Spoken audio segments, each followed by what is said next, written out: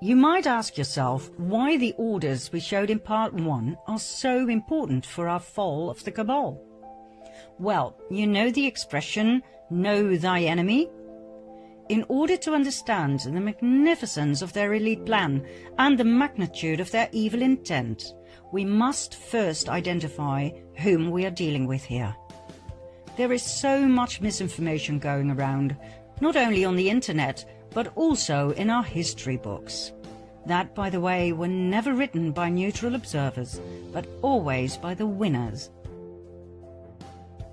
If you don't understand where the Cabal comes from, how far back they go in history, if you don't know how we were led to believe that all of these orders and movements were separate entities that came and went in history, independently and rather harmlessly, then you will most certainly not understand nor believe the true identity of the Cabal. You will miss the fact that we find ourselves at the final stage of their master plan. And if you don't fully comprehend in which danger we find ourselves, you will not know what to do at the moment suprême. That is why we make this documentary, so you can wake up, see through all the lies, and take action to claim your sovereignty back. That's when you'll understand what we said in the previous series. History books will have to be rewritten. Okay, let's see where and when our two storylines meet, shall we? It was in 1748 in southern Germany, Bavaria, in a small town called Ingolstadt. A boy was born. His name was Johann Adam Weishaupt. At the age of 5, his father died. The Jesuits took him under their wings and groomed Adam, who turned out to be a highly intelligent and strong-minded individual, to become a professor in canon law at the Jesuit University of Ingolstadt. He rewrote ancient historical documents in which the ideology of Lucifer would eventually lead to the complete control of the world. In 1773, a secret meeting took place between Meyer Amschel Rothschild and a select group of 12 elite Khazarian bankers and businessmen. Remember Rothschild, key player in our first storyline? The excessively wealthy and powerful Ashkenazi Khazarian banker from Frankfurt? Well, Rothschild proposed to join forces and riches with the purpose of world dominance. He had set his eye on Adam Weishaupt, who would be perfect to implement their plans in practice and run their organization. And so, on May the 1st, 1776, Adam Weishaupt founded the Bund der Perfektibilisten, the Order of the Perfectionists, later to be called the Order of the Illuminati. It was the fusion of the financial empire of the Rothschilds and the wealth and power of the military order of the Jesuits. Their goal? The creation of a world government and world dominance. Although Weishaupt's name is commonly known among those who study this material, not many people are aware of the fact that he based his Order of the Illuminati on ancient documents, one of which was a letter that was given to him by Rothschild. This letter, referred to as the Constantinople letter, was old and of extreme value to the Ashkenazim. It was 287 years old, written in 1489 by the Nazi, the chairman of the Jewish High Council in Constantinople, as a response to an outcry for help by the head of the Ashkenazi Jews in France. Remember the Khazarians who had fled Russia and who had changed their name to Ashkenazi Jews? They now felt threatened by the other ethnic groups in France. The king had even told them they had to convert to Christianity. The reply of the Nazi in the Constantinople letter was as follows. As for what you say that the King of France obliges you to become Christians, do it. since you cannot do otherwise, but let the law of Moses be kept in your hearts. As for what you say about the demand to despoil you of your goods, make your sons merchants, that little by little they may despoil the Christians of theirs. As for what you say about them making attempts on your lives, make your sons doctors and apothecaries, that they may take away Christian lives. As for what you say about their destroying your synagogues, make your sons canons and clerics, in order that they may destroy their churches. As for the many other vexations you complain of, arrange that your sons become advocates and lawyers, and see that they always mix themselves up with the affairs of state, in order that by putting Christians under your yoke, you may dominate the world and be avenged on them. Do not swerve from this order we give you, for you will find by experience that, humiliated as you are now, you will reach the actuality of power. In other words, they were told to fake a make-believe conversion and to infiltrate every aspect of society: commerce, medicine, religion, and legislation, with the sole purpose of revenge and destruction. How Khazarian! Adam Weishaupt founded the Order of the Illuminati in 1776, financed by the Rothschilds, based on this letter, that, by the way, was based on an even older document, more about which in Part 4. 1 year later, in 1777, Weishaupt joined the Grand Orient Masonic Lodge. He made over 2,000 Jesuits head of the many lodges across the world, thus establishing a massive empire of power, in which the Jesuit order was the spider in the web. Weishaupt then officially left the Jesuit order, so that no suspicion would ever be drawn to the involvement of the Roman Catholic Church and the Jesuit Council in the illustrious plans of the Illuminati. The Rothschilds used their riches to finance wars, as they had found out that by financing both sides of each and every war, they would always win financially. They knew no scruples, no mercy. The alliance of the Luciferian Khazars and the Jesuit order had only just begun. Their goals? Personal gain, wealth and power. The submission of the royal families. The annihilation of the infidels. Protestants, Calvinists, atheists, Muslims, Jews, in other words, the destruction of all religions except the Roman Catholic faith. The destruction of all governments, world dominance of the Pope, and revenge. Revenge on each and every one who had ever betrayed them. Revenge on Russia, first and foremost, the country that had expelled the Khazars. But not only that. Remember the vengeance of the Jesuits on the Pope, who had betrayed them? Well, they weren't done just yet. For the European kings of France, Spain, England, Austria, and so on, who had banned the Jesuit order, were about to have a taste of their wrath. The first pawn the Illuminati alliance put forward was Napoleon Bonaparte. The fact that the French Revolution was indeed orchestrated by elite secret societies was documented and proven by the French Jesuit Augustin Baruel. He wrote an influential account in which he focused in particular on Adam Weishaupt, founder of the Order of the Illuminati. According to Baruel, the French Revolution was orchestrated by Freemasons and philosophers like Voltaire and Montesquieu. We'll get back to Baruel in a later stage, so remember his name. Napoleon's advisor was a Jesuit, Emmanuel Sillet.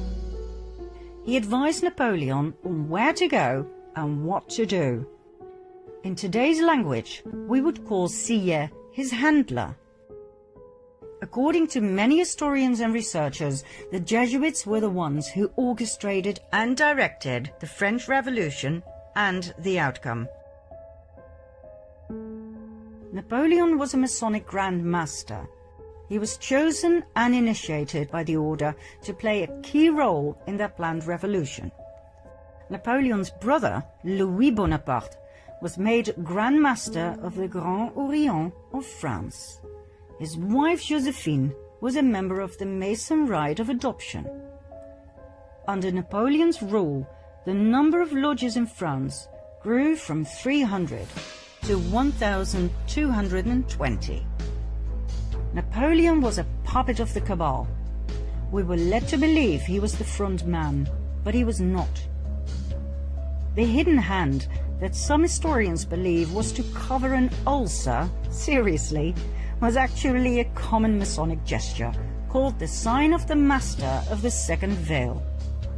Many world leaders have shown this sign throughout the ages. The French Revolution started in 1789 and lasted for 10 long and bloody years of absolute terror.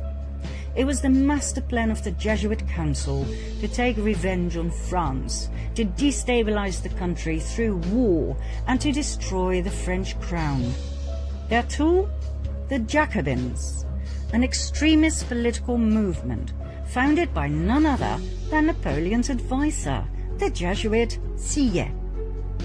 The Jacobins caused mayhem across France, rioting, plundering, murdering everyone who stood in their way. They left behind a trail of death and destruction wherever they went. The Jesuit plan worked. The guillotines worked overtime.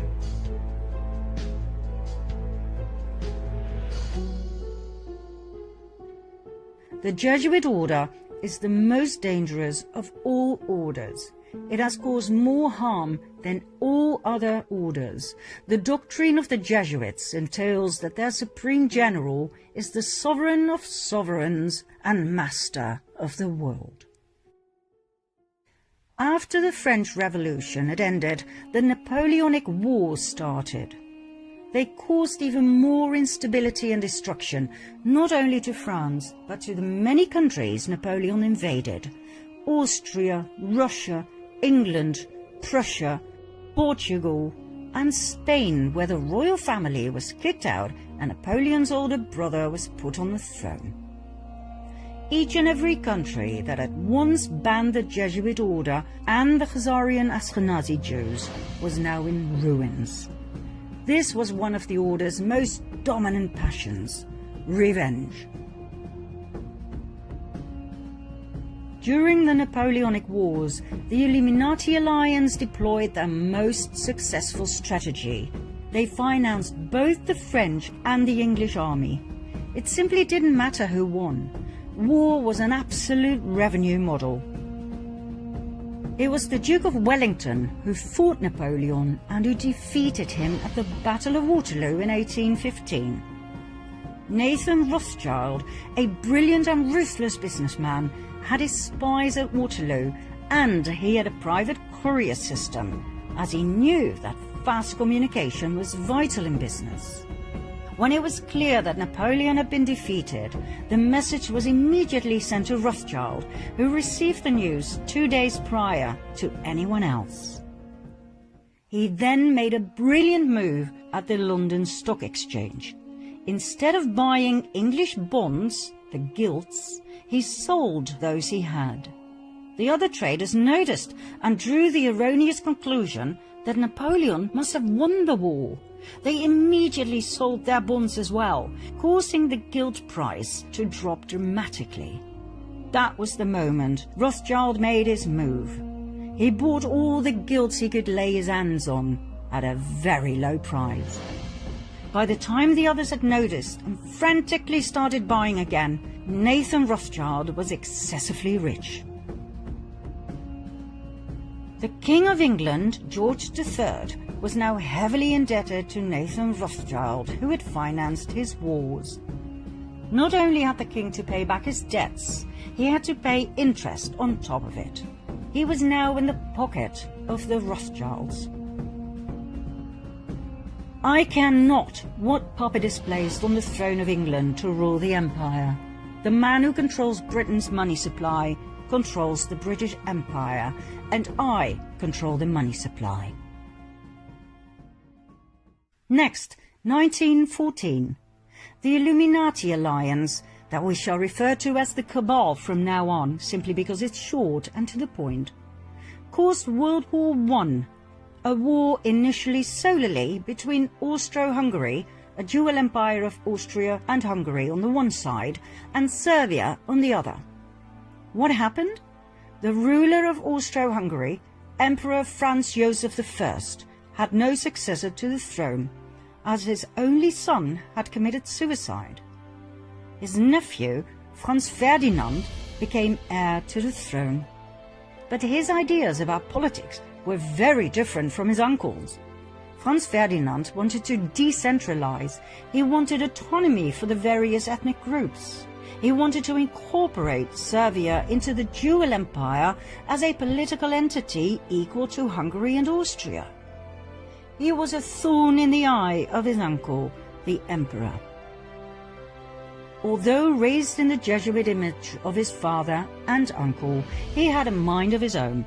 He refused to adopt his uncle's political vision, and he married the woman he loved, which was so not done within the elite. At the time of extreme internal unrest, the emperor sent his nephew to the border with Serbia, where he and his wife Sophie were murdered. According to the official narrative, it was the Serbian Gavrilo Princip who pulled the trigger, and so Austro-Hungary declared war on Serbia. Germany joined forces with Austro-Hungary. England, France, Russia, and later Italy, Romania, Bulgaria, and former Turkey, the Ottoman Empire, came to the aid of Serbia. We all know the results.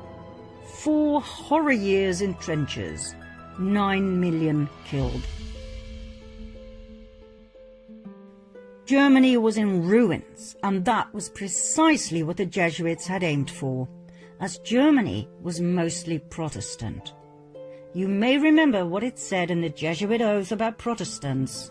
They would do absolutely anything to destroy their horrible race forever. Some historians may question or even deny the Jesuit background of the rulers of Austro-Hungary, which is odd, as they were prominent members of several Jesuit suborders, such as the Supreme Order of Christ. Emperor Franz Joseph was so high up in the Jesuit council that he was authorized to grant titles such as Prince and Grand Master. In 1880, for instance, he granted this title of Prince of the Holy Roman Empire to the Grand Masters of the Order of Malta. He even founded his own order, the Imperial Austrian Order of Franz Joseph. I promise to go deeper into these orders, plus the evidence of their Jesuit connection, in a later episode. For now, we'll leave it here, as we don't want to get lost in history. After all, we still have to cover the Russian Revolution and World War II, in a way it wasn't brought to you in school, I promise.